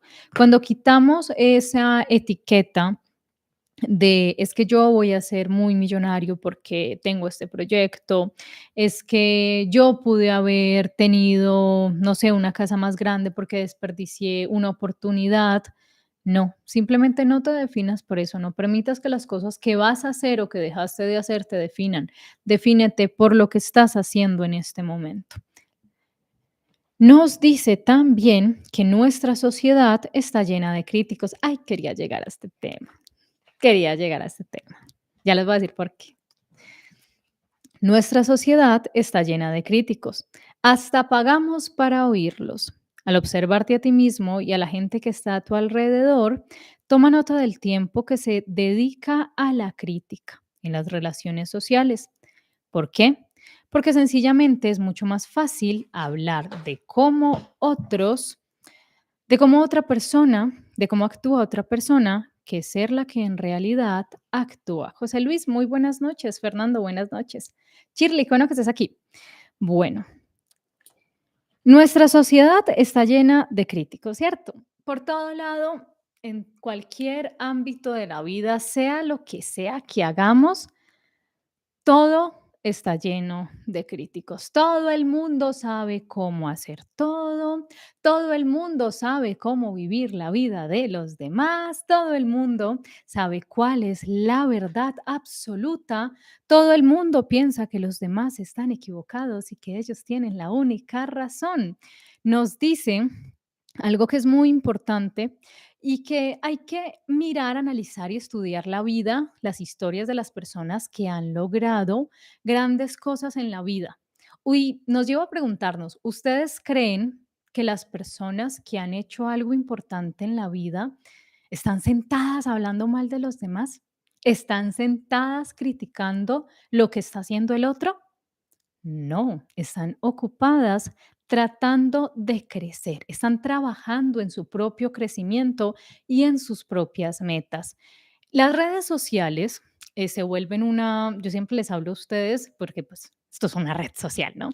Las redes sociales se vuelven una ventana para esos críticos. Entonces, como les digo, en cualquier ámbito de la vida uno siempre los encuentra. Cuando uno está trabajando en algo, siempre te aparece alguien y te dice, ay, es que ese trabajo es para gente que no es inteligente, es que ese trabajo es fácil, es que eso que usted está compartiendo, eso es mentira, porque yo leí en el libro de fulanito y fulanito y me leí 60,000 libros que dicen que lo que usted está diciendo es mentira. Siempre se los he dicho y no me voy a cansar de decírselos porque me costó entenderlo. Y cuando lo entendí, teniendo 22 años, entendí que estaba muy equivocada en muchas cosas y en cómo veía la vida. Primero, la verdad absoluta no existe. Siempre se los voy a decir. Siempre se los voy a decir, porque hace falta en esta sociedad, casi no se dice, en esta sociedad todos los libros, todos los gurús, todas las corrientes de pensamiento nos venden la verdad y nos dicen, esta es la verdad que necesitas para ser feliz. Después de asistir a esta conferencia y de leer este libro, vas a encontrar la felicidad. Después de asistir a este seminario y a este retiro, vas a liberar tu alma y vas a ser feliz. Y yo siempre les digo que cuando ustedes comprenden que no existe la verdad absoluta, ustedes están más abiertos primero a dejar de criticar. Porque es que el criticón, hay una línea, y yo siempre se las he dicho, que hay una línea muy delgadita entre la crítica constructiva, porque es que no estoy diciendo que es que, ay, no, es que todo el que me critica, entonces me está haciendo mal. No, porque está la crítica constructiva. Hay personas que saben más que tú de un tema, perdón, y te dan una crítica respetuosa, que eso es lo más importante, y te dicen, ve, mira, Tú estás haciendo, por ejemplo, una receta, no sé, una sopa, tú estás haciendo una sopa y le estás echando perejil y no, mira, eso no lleva perejil, eso lleva cilantro, échale un poquito de cilantro y te vas a dar cuenta que cambia el sabor. Eso es una crítica constructiva. El criticón es el que te dice, esa sopa sabía asquerosa, a mí me enseñaron que se hacía con otras hierbas y guácala esa sopa, ¿cierto? Entonces hay que ser muy conscientes porque como seres humanos todos estamos propensos a caer en eso. Todos estamos propensos a caer en ser críticos y en ser metiches, porque eso es ser metiche cuando uno sabe cómo es que los demás deben vivir su vida. Entonces, analicen las historias de las personas que han logrado cosas grandes en esta vida, en este mundo. Analicen las historias de las personas que han logrado algo. Miren, lean esas historias, instrúyase sobre esas historias. Cuando ustedes se encuentren riñendo con lo que otra persona está diciendo, cuando ustedes estén escuchando, leyendo, mirando, asistiendo, conversando con una persona y ustedes dicen, yo no estoy de acuerdo con lo que esa persona está diciendo, antes de juzgarla, antes de decirle: "Es que eso no es así, porque es que yo creo que es que el cielo es amarillo". ¿Quién le dijo a usted que el cielo es azul? Yo me leí 50 libros con muy buena investigación que dicen que el cielo es amarillo y que por mirar el cielo amarillo uno se va a salvar y usted se va a condenar porque piensa que el cielo es azul. Antes de hacer eso, pregúntese, ¿en qué puede estar invirtiendo su tiempo? Antes de usted entrar a criticar a una persona que usted no conoce, una persona o que de pronto sí la conoce, porque simplemente no aprovecha ese tiempo en su crecimiento personal. Ya lo habíamos hablado en la primera parte, en uno de los capítulos, Wendayer nos dice que cuando encontramos una persona que piensa diferente a nosotros, lo veamos como una oportunidad, no de decir, bueno, un punto de vista diferente, y este mundo es un mundo muy diverso y eso pienso yo que es maravilloso. Y al ser tan diverso y al haber tantas teorías sobre un solo tema, porque ustedes de cualquier tema van a encontrar mil teorías y es muy interesante, eso nos ayuda a que como seres humanos nos llenemos de más conocimiento, nos llenemos de más puntos de vista y eso nos ayuda a abrir la mente porque cuando yo como ser humano pienso que yo tengo la verdad absoluta, cuando yo como ser humano pienso que yo tengo la razón, en realidad soy más ignorante que al que le estoy diciendo ignorante. Cuando yo le estoy diciendo a otra persona, es que usted, y pasa muchísimo y es muy triste, la verdad. A mí me resulta muy triste cuando veo estas cosas en personas que practican alguna religión. ¿Por qué? Díganme, personas que practican cualquier religión, ¿cuál es la filosofía de la religión? ¿Cuál es la idea fundamental del amor que tiene Dios por sus hijos? ¿Qué es lo primero que nos envía Dios a tener? Amor. Hay que amar, yo tengo que amar a los demás, porque los demás son obras y semejanzas del mismo Dios que yo estoy amando. Entonces, ¿por qué hay personas, y uno lo encuentra demasiado, les hablo de que uno se lo encuentra en su vida cotidiana, y aquí en redes sociales uno sí que se encuentra eso, uno sí que se encuentra eso y uno es como que, Dios mío, ilumínalos, ilumínalos. Esta noche cuando te estén rezando, ilumínalos. Te dicen, es que lo que usted está diciendo es mentiras. Lea tal libro que iba a encontrar la verdad. Hay de un libro donde tú piensas que está la verdad, hay 100 libros que están desmintiendo esa verdad y otros 100 libros que desmienten a esos otros 100. Cuando ustedes tienen la mente abierta y entienden que no existe la verdad absoluta, que en ningún libro, llámese como se llame el libro, está la verdad absoluta y que primero sean conscientes antes de criticar, antes de juzgar a una persona que no piensa igual que ustedes. Por ejemplo, cuando lo hacen desde la religión, cuando lo hacen desde la religión, cuando desde la religión te dicen, y acá me pasa a mí muchísimo y me causa mucha gracia, la verdad, es gracioso. Cuando te dicen, es que usted está equivocada, hay que buscar de Dios, es que eso no está bien, eso no es de Dios. ¿A Dios le gustaría que usted esté criticando a otra criatura hecha por Él? ¿Dónde? ¿En qué parte del libro con el que usted ofende a los demás, Dios le dice, te doy toda la potestad para que critiques a los que piensan diferente? ¿Cuál es el salmo que dice eso? ¿Qué versículo dice eso?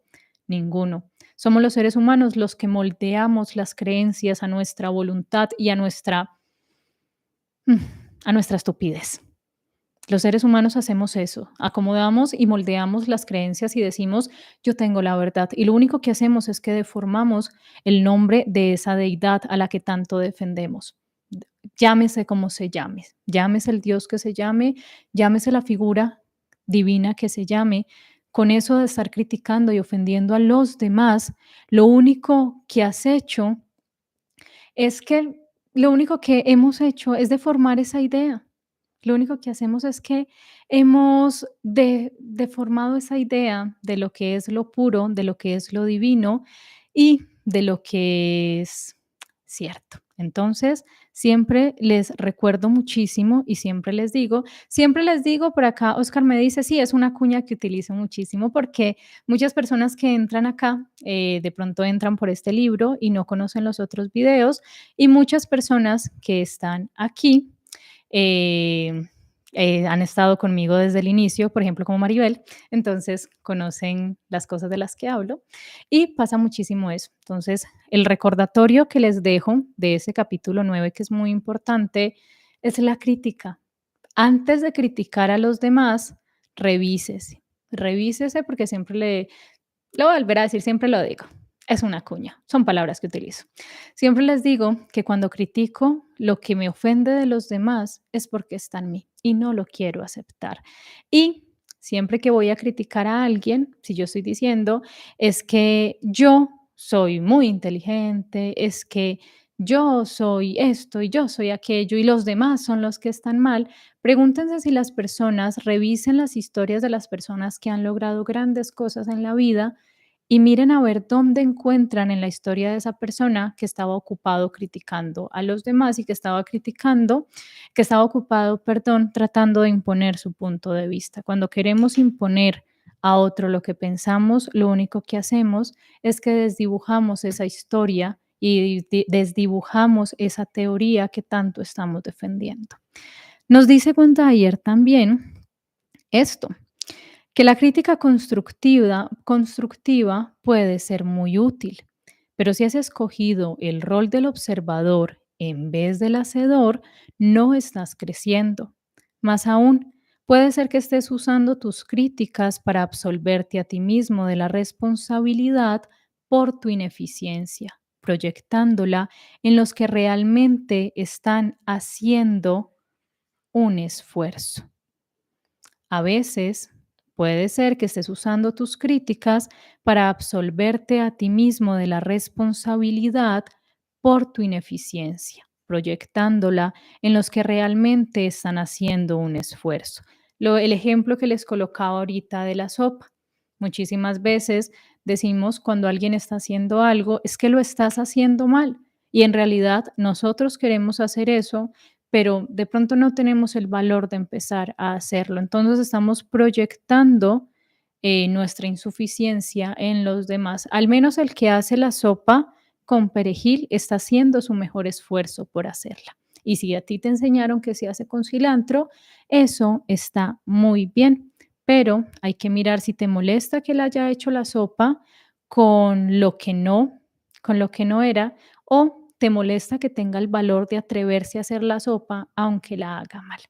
Acá les comparto algunas tácticas para dejar el hábito de postergar las cosas. El primero es tomar la decisión de vivir de momento a momento 5 minutos a la vez.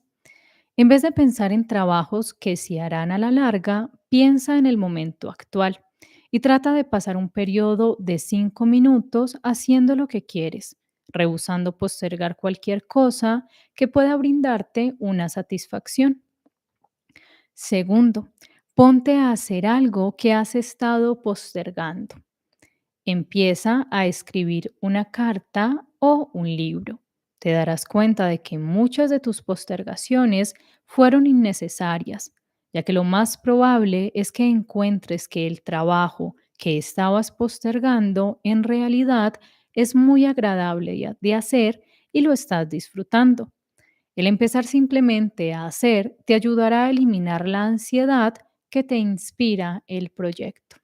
Así con todas las cosas que tengamos que hacer en la vida. A veces pensamos que las cosas se tienen que hacer en un solo pasón, que lo voy a hacer en este momento y que entonces me voy a frustrar porque a la primera no lo hice bien. No, a lo que nos invita Wendayer, y es muy importante cuando les digo de hablar de respetar los procesos, es que hagamos las cosas poco a poco, con un solo granito, con un solo escalón que vayamos subiendo a la vez. Ahí vamos perdiendo el miedo, que tal vez lo que nos frena de hacer las cosas que queremos hacer es el miedo. Y segundo, vamos agarrándonos confianza de que sí somos capaces de lograr las cosas que deseamos. Lo tercero es pregúntate a ti mismo, ¿qué es lo peor que me podría pasar si hiciera lo que estoy postergando ahora? La respuesta es por lo general tan insignificante que muy posiblemente te dará un espaldarazo que te incitará a la acción. Piensa en los motivos que tienes para tener miedo de hacer algo y con solo eso dejarás de aferrarte a ello. Cuarto, date a ti mismo un tiempo específico, digamos los miércoles de 10 a 10 y 15 de la noche, por ejemplo, que dedicarás exclusivamente a la tarea que has estado postergando. Verás que los 15 minutos de esfuerzo dedicados exclusivamente a algo a menudo son suficientes para hacerte pasar el bache de la postergación. Lo mismo que nos dice el paso anterior, empezar poco a poco, pero lo importante es empezar. Así vamos agarrándonos confianza, como se dice acá. Y quinto, piensa en ti mismo como un ser demasiado importante y significativo como para seguir viviendo lleno de ansiedad por las cosas que tienes que hacer. De modo que la próxima vez que estés perturbado por la ansiedad de la postergación, recuerda que la gente que se ama a sí misma no se hiere de esa manera. El peor juez, ya nos lo dijo Eckhart Tolle en El poder de la hora, que podemos tener somos nosotros mismos. Entonces, en ocasiones, quienes más duramente se juzga somos nosotros mismos. Entonces, recordar que nosotros somos muy valiosos y que nosotros podemos lograr las cosas que nos propongamos, que simplemente es una cuestión de tener fe en nuestras capacidades y de empezar poco a poco con lo que sea que queremos hacer. Entonces, y nos vamos para el capítulo 10, ¿les parece?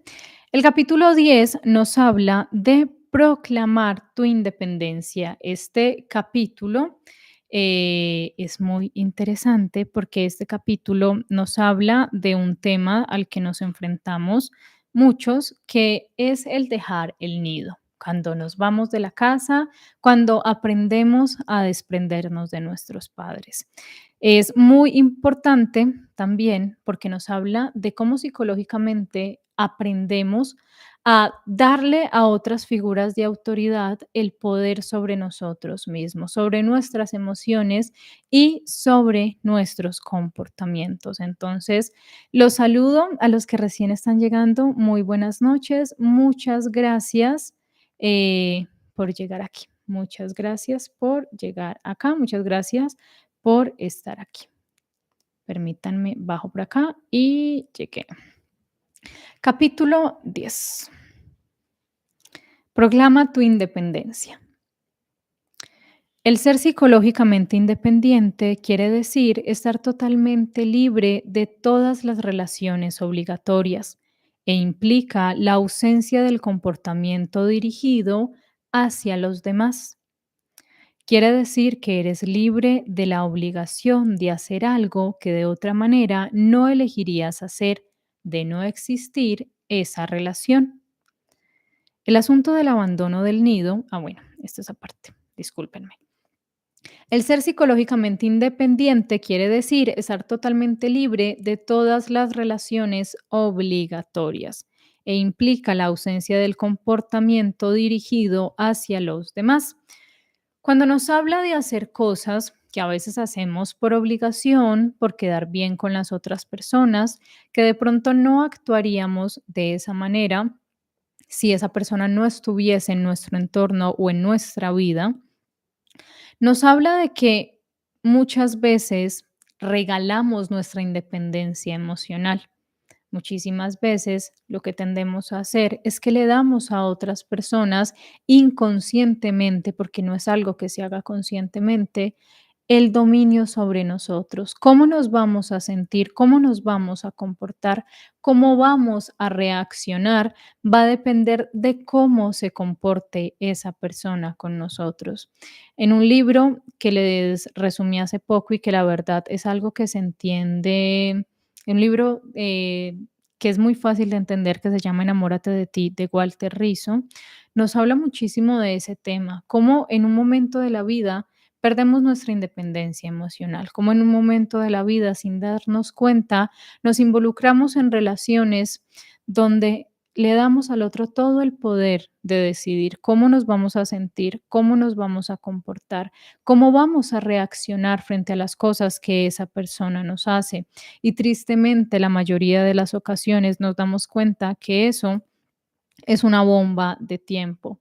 Y es una bomba y es una carga que nos colocamos nosotros mismos, porque la mayoría de las ocasiones la otra persona a quien le damos la potestad sobre nuestras emociones lo utiliza para herirnos, para lastimarnos o para hacernos sentir inferiores. Nos habla también del asunto del abandono del nido.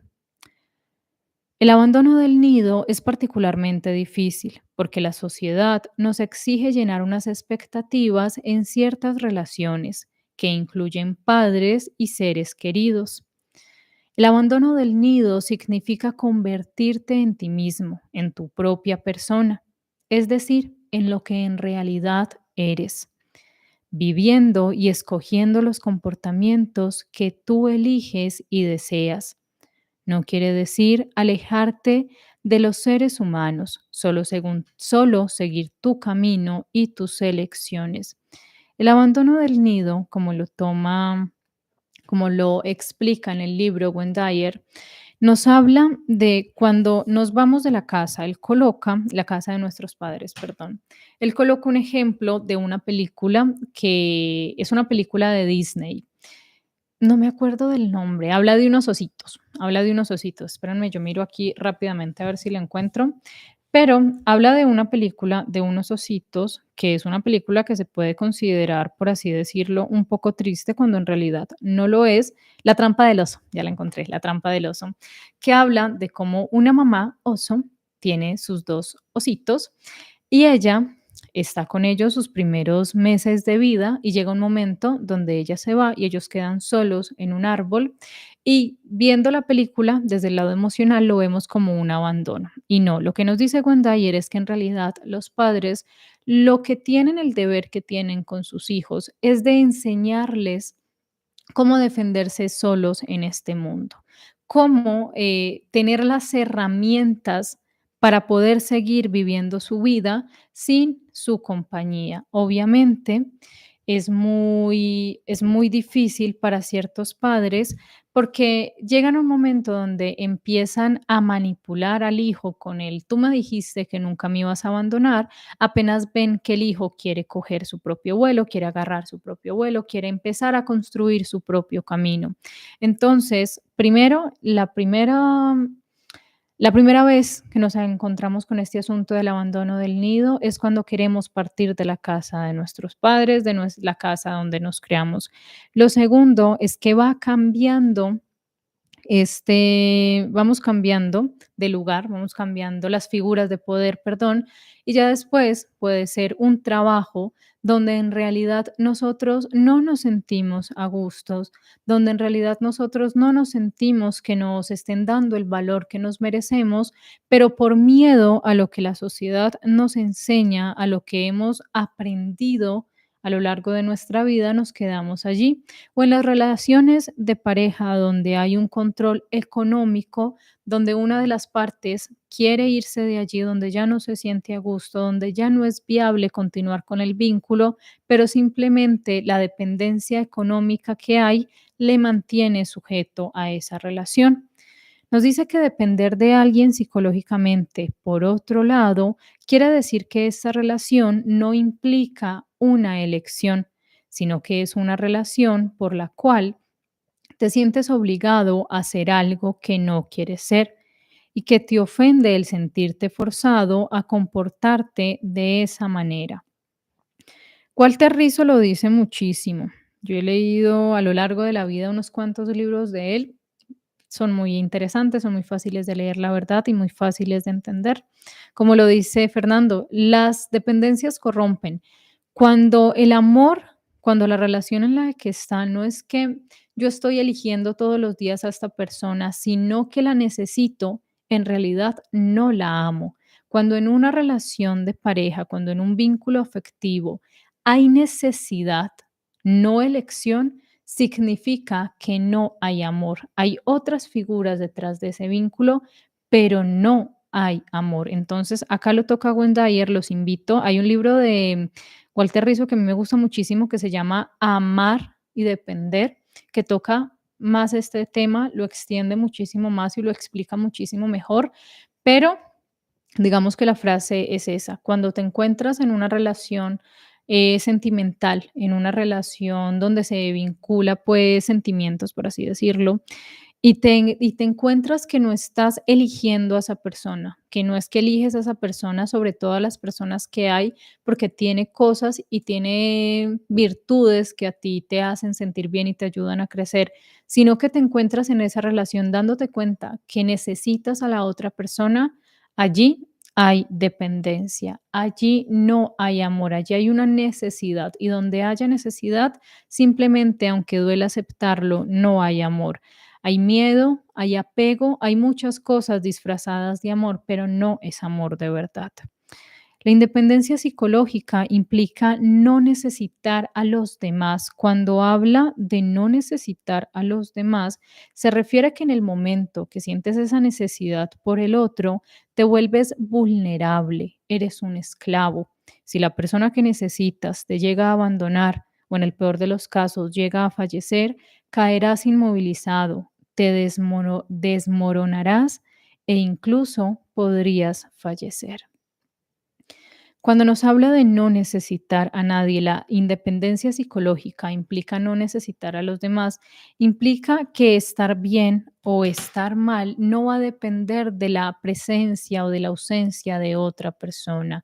No significa que no me va a doler si pierdo a una persona que amo, a una persona de mi entorno, a un familiar, a una pareja. Sí voy a sentir el dolor, sí voy a pasar por mi etapa de duelo emocional, pero no me voy a desmoronar. La vida no se va a acabar, lo voy a afrontar con la madurez emocional que se requiere de entender que, bueno, todas las cosas se tienen que acabar en algún momento, algunas como la muerte son ciclos naturales de la vida, pero cuando yo soy independiente emocionalmente, tengo el control, la única persona que tiene el control sobre mis emociones y sobre cómo decido sentirme soy yo, ninguna circunstancia externa, ni ninguna persona. Nos dice que la sociedad nos enseña a ser dependientes de una cantidad de gente, empezando por nuestros padres. Mientras piensas que tienes que hacer algo porque es lo que se espera de ti en cualquier relación y el hacerlo te provoca resentimientos contra esa persona y el no hacerlo te carga de culpa, puedes estar seguro que tienes que ocuparte de esta zona errónea. ¿Cómo identificar si tengo que trabajar esta zona errónea? Si esto es un comportamiento que está limitando mi libertad personal, mientras pienses que tienes que hacer algo porque es lo que se espera de ti en cualquier relación. Y el hacerlo te provoca resentimientos contra esa persona y el no hacerlo te carga de culpa. Cuando somos padres, nuestro deber es educar a nuestros hijos para que aprendan a valerse por sí solos frente al mundo y sus adversidades. Pero muchas veces lo que hacemos es confundir el educarlos para la vida con aferrarnos a ellos. Querer vivir nuestras frustraciones a través de ellos. Los manipulamos para que nunca nos abandonen y queremos que hagan todo lo que a nosotros como padres nos plazca. En un libro que les compartí la semana pasada es el mejor ejemplo de esto. El libro de Me alegra que mi madre haya muerto de Janet McCurdy es el mejor ejemplo de cómo a veces como padres se comete el error de proyectar nuestras frustraciones en nuestros hijos. Entonces, en este capítulo es muy importante porque Dyer nos lleva a acordarnos, a recordar que los hijos no nos poseen, no nos pertenecen, que los hijos no son una extensión de nosotros, que a pesar de que sean una parte de nosotros, ellos tienen derecho a tener pensamientos y vidas propias y que es muy importante respetar y acompañar esos procesos, no querer forzar, como les contaba la historia ahorita del cantante y el hijo, y la opinión de la tercera persona, no pensar que por el hecho de que tú hayas hecho algo en la vida, tu hijo, tus hijos tienen que hacer lo mismo. Respetar y acompañar su camino también es amar. Nos comparte un escrito que habla sobre la independencia de los padres que les voy a compartir a leer acá porque me pareció muy interesante. El escrito es del libro El Demian de Hess. Tarde o temprano, todos, cada uno de nosotros, tiene que dar el paso que lo separará de su padre, de sus mentores. Tenemos que pasar todos por experiencias crueles, solitarias. Yo no había abandonado a mis padres y a su mundo, el mundo luminoso, con una lucha violenta, sino que lo hice gradualmente, casi imperceptible. Me había alejado de ellos.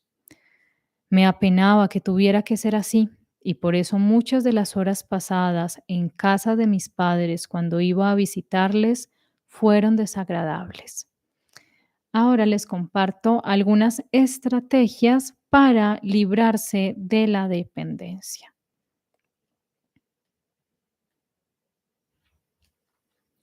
La primera, escribe tu propia declaración de independencia en la que anuncies claramente ante ti mismo y para ti mismo que quieres funcionar en todas las relaciones humanas, eliminando por completo las manipulaciones externas. Yo, esta persona, para lograr una unión más perfecta, etcétera. Segundo, habla con todas las personas de quienes te sientes dependiente psicológicamente.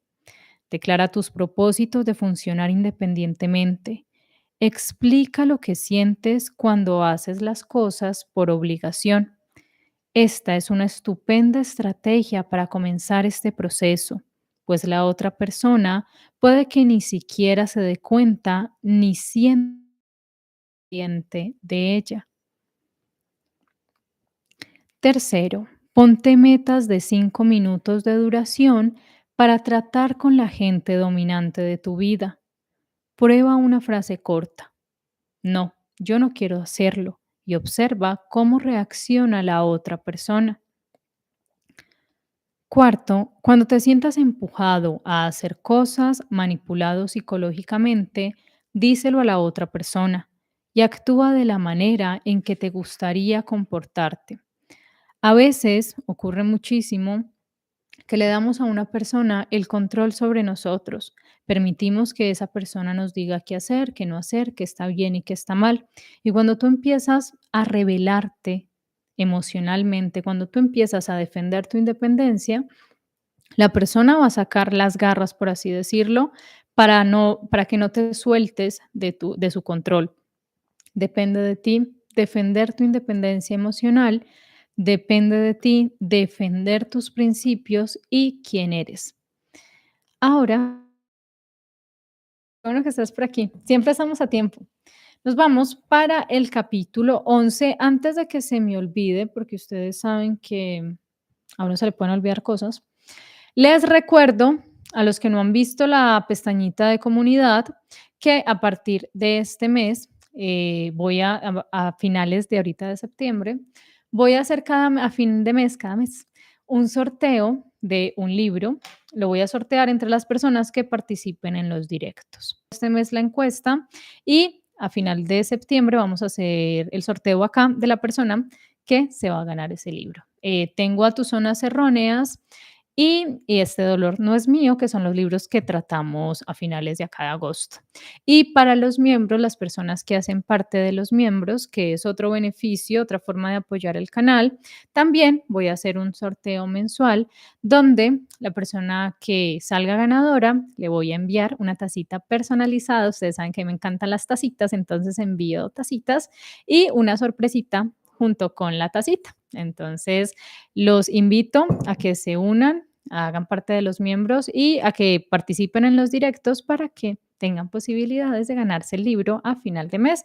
Les recuerdo, ayer he estado compartiendo reflexiones aquí de la ventana de tu alma, del canal de mi esposo. Los invito a que vayan, se suscriban. Yo por allá tengo compartirles un audiolibro, pero allá también se comparten muchísimas reflexiones y audiolibros también. Entonces los invito para que vayan y se suscriban al canal antes de que se me olvide. Y ahora sí, nos vamos con el capítulo 11 que nos ayuda a conocer otra zona errónea que es la ira. En este capítulo vamos a aprender a decirle adiós a la ira.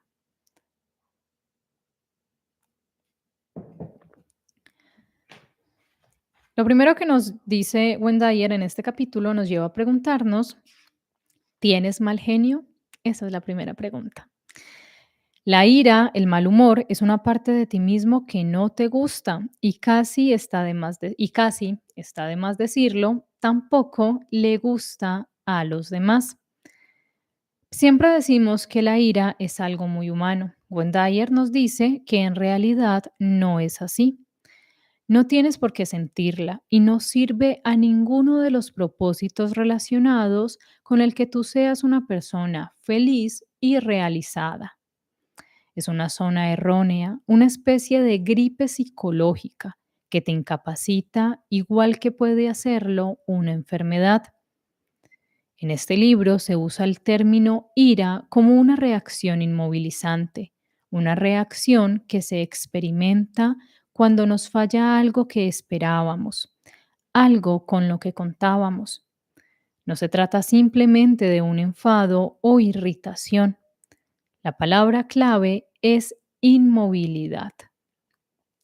La ira, cuando tiene la capacidad de inmovilizarnos, cuando decimos, una persona no hizo lo que yo quería que hiciera o hizo las cosas mal y yo ya siento que perdí todo el día y que ya no soy capaz de hacer nada, ahí es una zona errónea. Nos dice que la ira es inmovilizante y por lo general proviene del deseo de que el mundo y la gente sean diferentes a lo que realmente son. La ira es una elección y un hábito. Es una reacción aprendida ante la frustración y a resultas de la cual te comportas como preferirías en realidad no hacerlo. Con esto no estoy diciendo que hay que guardarte esta emoción, que ya sabemos lo que ocurre cuando no exteriorizamos las emociones, cuando no les damos un tratamiento adecuado, sabemos que nos podemos enfermar. No, no estamos diciendo que hay que guardarte esta emoción, porque a largo plazo puede desencadenar en desequilibrios psicológicos y físicos. Sin la menor duda, desfoga tu ira, desahógate si lo consideras necesario. Déjala salir en formas que no sean destructivas, pero empieza a pensar en ti mismo como en alguien que puede aprender a pensar de manera diferente cuando se siente frustrado, de modo que la ira inmovilizante pueda ser reemplazada por emociones más gratificantes y positivas. Ten presente que cada vez que te enfades por el comportamiento de otra persona, la estás privando de su derecho de ser lo que ella escoja. Dentro de tu cabeza está la frase neurótica: ¿por qué no es más parecido a mí? Entonces le querría y me gustaría en vez de enfadarme. Pero recuerda que los demás nunca serán como tú quieres que sean. La ira que inmoviliza, la ira de la que nos habla Gwendayer en tus zonas erróneas, en este libro, es de la ira que se produce cuando queremos que los demás sean igual que nosotros, cuando queremos que los demás hagan las cosas igual que nosotros, cuando llega un momento que ni siquiera nosotros mismos nos soportamos, porque hemos tenido ese tipo de ira inmovilizante contra nosotros mismos. Detrás de la ira, abriendo un paréntesis aparte de lo que nos dice Wendayer, leyendo acá el comentario de Ise, es muy importante ver que detrás de la ira hay frustración. Detrás de la ira también se esconden patrones de palabras que escuchamos desde niños. Toda esa frustración que en algún momento de la vida, de la niñez, de la adolescencia, de nuestra vida adulta, no exteriorizamos. Todas esas cosas, todo ese dolor, todas esas injusticias que de pronto en algún momento pasamos y guardamos, una manifestación de todo eso es la ira. Entonces, cuando la ira nos inmoviliza, número uno, nos dice Wendayer que es una zona errónea. Y número dos, el consejo que les doy, cuando la ira los inmovilice, cuando lleguemos a este estado, como me cuenta por aquí, dice que es algo con lo que hay que lidiar porque te amargas. Dices, no sé qué me pasa, pero no me soporto ni, ni yo mismo. Es importante buscar ayuda. La ayuda es muy importante, es muy necesaria y te ayuda a conocerte, te ayuda a entender que detrás de toda emoción que se vuelve recurrente en tu vida y que se vuelve difícil de manejar, que se vuelve incontrolable, hay una razón. Y a veces la razón, la mayoría de las veces, proviene de la niñez o proviene de cosas que de pronto estamos aguantando. A veces no estamos a gusto con un trabajo, a veces no estamos a gusto en la manera como estamos viviendo nuestra vida, las cosas que estamos haciendo, estamos frustrados porque decimos, bueno, yo quería hacer otras cosas, pero no, en este momento decía que a los 30 iba a tener esto y esto y tengo 30 y no tengo nada de eso. Entonces estoy frustrado y estoy enojado conmigo mismo, con la vida y por todo porque no ha llegado eso que yo pensé que iba a tener. Entonces la ira tiene una explicación y hay que eliminarla de nuestra vida si queremos lograr la libertad personal de la que nos habla Wendayer en las zonas erróneas, cuando ésta nos paraliza y no nos permite vivir como nosotros queremos hacerlo. Les voy a compartir algunos pasos que nos da Wendayer para eliminar la ira de nuestra vida. Nos dice que la ira se puede eliminar. Para ello es necesario pensar de manera distinta y se puede lograr ocupándose de un solo momento presente a la vez.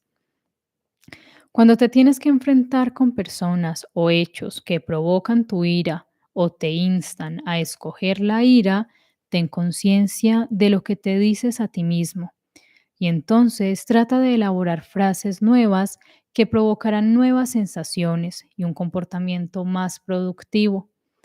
He aquí algunas estrategias para combatir la ira. La primera, lo primero y más importante es tomar contacto con tus propios pensamientos en el momento mismo en que te enfadas. Entonces debes recordar que no tienes que actuar así simplemente, porque siempre lo has hecho. Lo más importante es estar alerta al respecto. Tener el bombillito rojo del que siempre les hablo, como el timbrecito ahí, que les digan, voy a empezar a trabajar con mi ira, entonces voy a empezar a identificar qué situaciones, qué palabras son las que hacen que me enoje, qué situaciones son las que desencadenan en mí esta ira. Lo segundo, tratar de postergar la ira. Si tu reacción normal ante algo es de enfadarte, trata de postergar esa ira durante 15 segundos y luego explota como sueles hacerlo. La próxima vez trata de postergarla 30 segundos y sigue alargando los intervalos.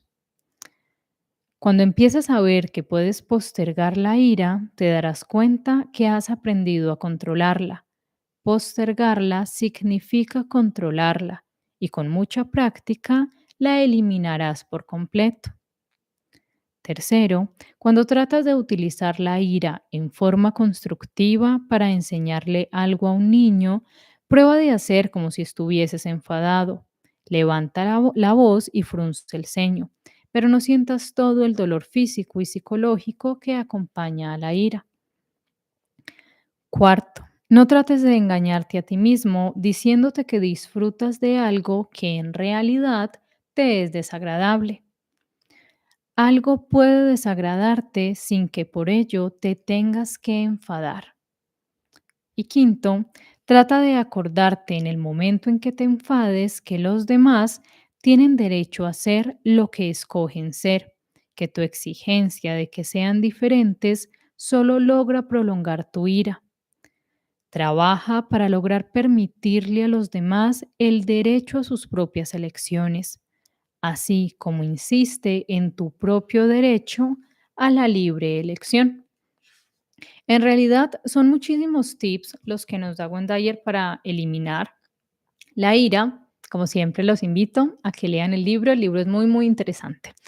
Ahora nos vamos con el capítulo 12, el último capítulo, que nos dice, ese capítulo, les voy a leer textual una parte del capítulo, es un capítulo corto que les invito a que lo lean porque en realidad es como la meta del libro, lo que se quiere alcanzar con este libro, que es el retrato de una persona que ha eliminado todas sus zonas erróneas, una persona que ya aprendió a tener el control sobre su vida, una persona que tiene las riendas de sus emociones, que no deja que los comentarios de los demás le afecten, una persona que sabe manejar sus momentos de desagrado, una persona que no deja que la ira se aproveche, se llene, se quede con su vida y con sus momentos. Ana Tere, bienvenida, me alegra que estés por aquí. El retrato de una persona que ha eliminado todas sus zonas erróneas.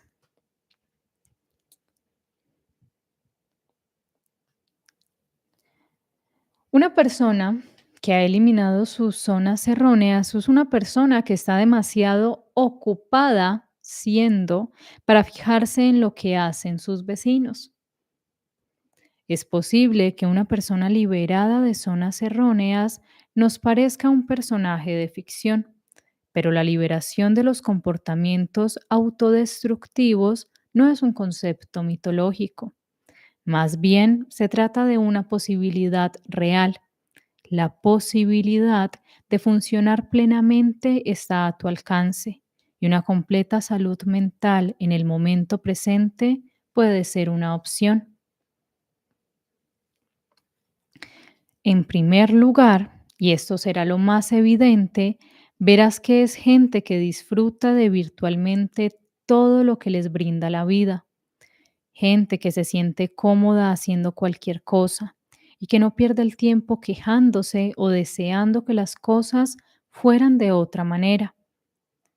Sienten entusiasmo por la vida y quieren todo lo que pueden sacar de ella.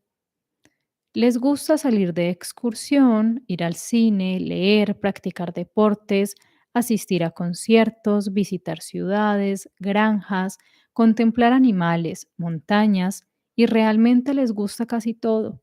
Les gusta la vida. Cuando estás cerca de gente así, notarás la ausencia de lamentos e inclusive de suspiros pasivos. Si llueve, les gusta. Si hace calor, lo disfrutan en vez de quejarse.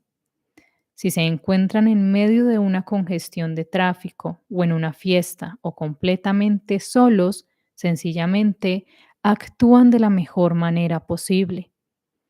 No se trata de disfrutar todo lo que sucede, sino de una sabia aceptación de lo que es, de una rara habilidad para deleitarse con la realidad.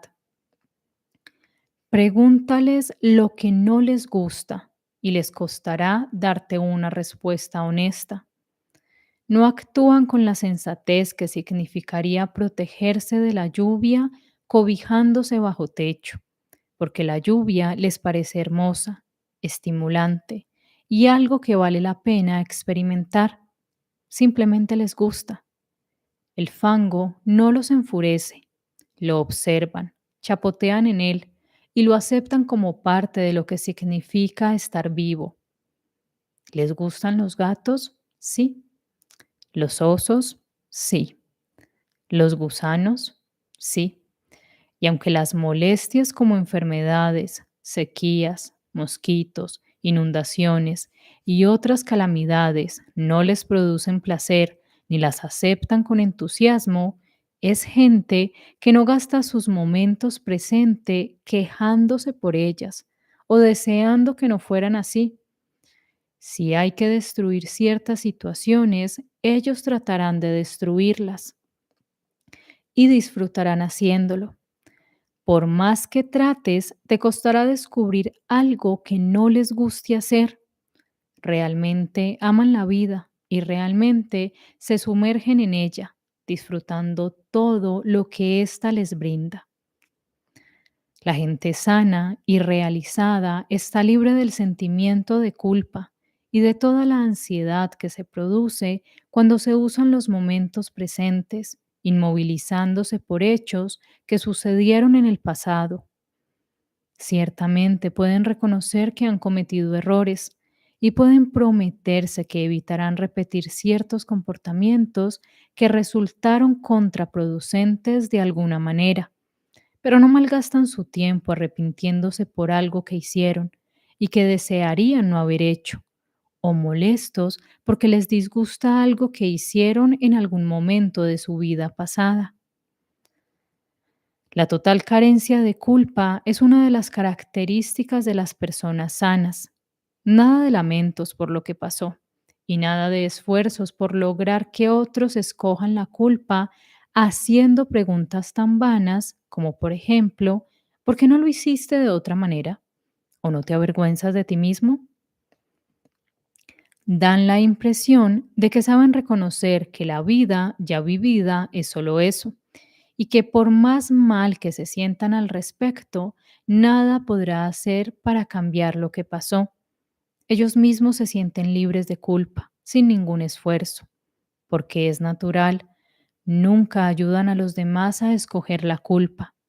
Se dan cuenta que sentirse mal en el momento presente solo refuerza la pobre imagen de sí mismos que pueden tener una persona y que es mucho mejor aprender del pasado que protestar por el pasado. No los verás nunca manipulando a los demás, diciéndole lo malo que han sido, ni tampoco podrás manipularlos tú con las mismas tácticas. Ellos no se enfadarán contigo, simplemente no te harán caso, te ignorarán. En vez de molestarse contigo, preferirán irse o cambiar de tema. Las estrategias que funcionan tan bien con la mayor parte de la gente fallan completamente con estos seres tan sanos. En vez de hacerse desgraciados a sí mismos o a los demás con sentimientos de culpabilidad, tranquilamente, sin mayor ceremonia, dejan de lado la culpa cuando la encuentran en su camino. Estas, son las actitudes, es el retrato de una persona que ha dejado sus zonas erróneas. Este libro se los recomiendo muchísimo, les invito a que lo lean, como con todos los libros. Tomen de ellos, tomen del libro lo que ustedes vean que les sirve para su vida. Si no comparten algo que están leyendo allí, simplemente sigan de largo que más adelante puede que encuentren ideas que sí se acomoden a su pensamiento o a su vida. Pero en este libro de Gondayer, la verdad, este libro es uno de los pilares de la autoayuda. Van a encontrar muchas cosas que les van a ayudar a mejorar, primero, la relación que tienen con ustedes mismos, segundo, cómo manejan las relaciones con las personas que están a su alrededor y tercero, les van a ayudar a asumir otra vez el control de su propia vida, algo que en muchas ocasiones perdemos. Terminamos viviendo la vida que nos dicen las otras personas, la vida de las personas que nos critican Nos dice Wendayer que una persona que ha eliminado sus zonas erróneas aprende simplemente a dejar las críticas de lado, algo que como seres humanos en ocasiones nos cuesta muchísimo porque como seres humanos pues normalmente nos ofendemos o simplemente, bueno, el ego siempre va a ser un mal consejero que está detrás de la oreja diciéndonos, ¿usted se va a dejar decir eso? Defiéndase. En cambio, con este libro de Wendayer aprendemos cómo manejar esas situaciones, aprendemos a reclamar esa independencia que en muchas ocasiones regalamos a otros y no nos damos cuenta. Aprendemos el respeto que tenemos que tener por nosotros mismos, a ser los dueños de nuestras circunstancias, de nuestra vida, entender que los deseos no cambian las cosas, pero que tenemos el poder de poder cambiar las cosas, valga la redundancia. Recordamos que el amor propio, que tenernos amor a nosotros mismos, es una llave que nos abre muchísimas puertas y nos ayuda a derrumbar muchísimas cosas que nosotros mismos nos imponemos. A veces la miseria, a veces la tristeza es impuesta por nosotros mismos y no nos damos cuenta. En ocasiones no son las cosas que nos hacen las personas las que nos arruinan la vida. Es como nosotros decidimos manejarlas y como nosotros decidimos recibirlas. Entonces, mis queridos, para iniciar esta semana, la invitación, espero que les haya gustado este resumen y este análisis. Siempre les dejo presente esa parte. Recuerden que lo que les digo acá hace parte del análisis del libro. Entonces, si de pronto no están de acuerdo con algo que leen o que escuchan del libro, no se cierren, que es algo que hacemos mucho como seres humanos, que nos cerramos. Simplemente pasen esa parte y sigan leyendo, que más adelante puede que encuentren cosas que de pronto necesitaban escuchar, necesitaban leer y que les van a ser de mucha ayuda para su vida. Siempre les digo, hay que tener la mente abierta a las cosas que a veces decimos, bueno, yo no estoy como muy de acuerdo con esto no me llama como mucho la atención, pero ahí podemos encontrar mucho conocimiento. Les recuerdo que se unan a los miembros. Voy a hacer un sorteo mensual a fin de mes, una tacita y una sorpresa de algo de libros. Ustedes me conocen. Entre las personas que participen acá en los en vivos a fin de mes voy a sortear un libro, entonces los invito a que se animen. Recuerden que en La Ventana de tu Alma también comparto contenido sobre reflexiones, sobre temas como la reencarnación, la espiritualidad. Por aquí han visto algunas reflexiones que estamos compartiendo. Entonces los invito a que vayan, se suscriban, activen la campanita de notificaciones. Tengo pendiente hacer un directo paranormal. Esta semana estaba respondiendo los comentarios. Creo que fue Shirley. No te quiero difamar, Shirley. No me acuerdo si fuiste tú. Pero uno de ustedes me preguntó cuándo volvían los directos paranormales. Tenemos pendiente. Entonces, los invito a que vayan y se suscriben a La Ventana de tu Alma porque el próximo directo paranormal lo voy a hacer por ese canal. Entonces, esta semana les voy a hacer una encuesta en La Ventana de tu Alma. ¿Sí fuiste tú, Shirley? Ay, me acordé. ¿Sí ve? Yo veo sus comentarios. Entonces, este viernes voy a hacer directo paranormal. Por acá les dejo el enlace para que vayan, se suscriban, activen la campanita de notificaciones. Mañana les voy a dejar una encuesta allá en ese canal para que me digan de qué quieren que sea ese viernes paranormal, porque ese directo lo voy a estar haciendo en La Ventana de tu Alma. Entonces, el viernes tenemos viernes paranormal. Vayan, se suscriben, les voy a hacer desde mañana la encuesta para que toda esta semana escojan de qué tema quieren que hablemos este viernes y lo vamos a hablar en La Ventana de tu Alma, que es un canal que trabajo en compañía con mi esposo. Entonces, para que se animen y hablemos. Hace rato, creo que hace como un mes no hacemos viernes paranormal y yo sé que ustedes los extrañan. Esta semana les voy a compartir otro resumen de otro libro. Entonces, ustedes recuerden estar por ahí. Activen la campanita de notificaciones si de pronto no están suscritos.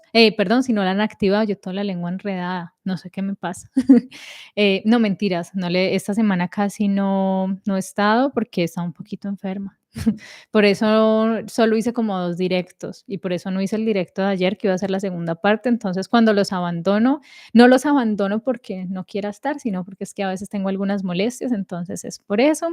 Entonces, recuerden, vayan, acá les dejé el enlace. Muchos de ustedes, de los que veo acá en el chat, ya están suscritos, los que no, vayan, se suscriben a La Ventana de tu Alma, activan la campanita de notificaciones, porque este viernes tenemos Viernes Paranormal. Allá les voy a hacer la encuesta mañana para que sepan que por allá es que nos vamos a ver, y les voy a hacer una encuesta porque la otra semana les voy a compartir un audiolibro en La Ventana de tu Alma. Entonces, acá vamos a estar hablando de otros temas, y allá les voy a compartir un audiolibro la semana entrante, y el viernes, Viernes Paranormal. Entonces, acá les dejo el enlace, vayan, se suscriben a La Ventana de tu Alma, activan las notificaciones para que no se pierdan nada de lo que comparto por acá, y cuéntenme por aquí en los comentarios qué libro quieren que resumamos y analicemos esta semana.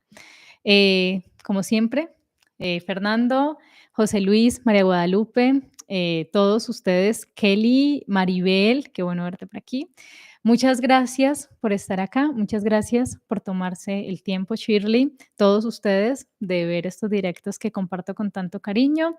Recuerden, hay que tener la mente abierta ante todo lo que de pronto no conocemos, ante lo que escuchamos, y si algo no nos gusta, simplemente pasamos de largo. No hay una verdad absoluta, pero hay muchas verdades que nos pueden ayudar a mejorar nuestra vida, a mejorar nuestras condiciones, y lo más importante, a mejorar la relación que tenemos con nosotros mismos. Y como dice Brian Weiss, recuerden que todo es amor y que a través del amor nos acercamos a Dios y el concepto que sea que tengamos de Dios. No siendo más, mis queridos, es mío. Me llamo Daniela. Para los que no sepan cómo me llamo, muchísimo gusto. Mi nombre es Daniela, me pueden decir Dani. No siendo más, espero que tengan un lunes maravilloso, que tengan una muy, muy, muy bonita semana, que todo lo que emprendan esta semana se les dé, que la luz de la buena suerte y la luz del universo y de todo lo bonito brille para ustedes, que sueñen bonito, que sueñen bonito. Nos vemos en un próximo directo, en un próximo resumen. Un abrazo gigante para todos. Adiosito.